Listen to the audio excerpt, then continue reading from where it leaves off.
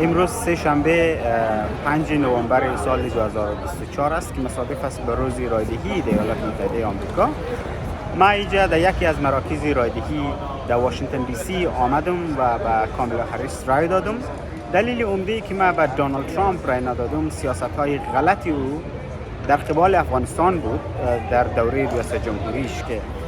توافق با طالبا باعث از این شد که 5000 زندانی طالب از زندان‌های افغانستان آزاد بکنه و در نتیجه بعد دولت افغانستان سقوط بکنه و امروز درد و رنجی که مردم افغانستان میکشه و مخصوصا زنهای افغانستان که نمیتونه به مکتب بره، یکی از دلایل عمدهش توافق دونالد ترامپ با گروه طالبا بود که در زمان حاکمیت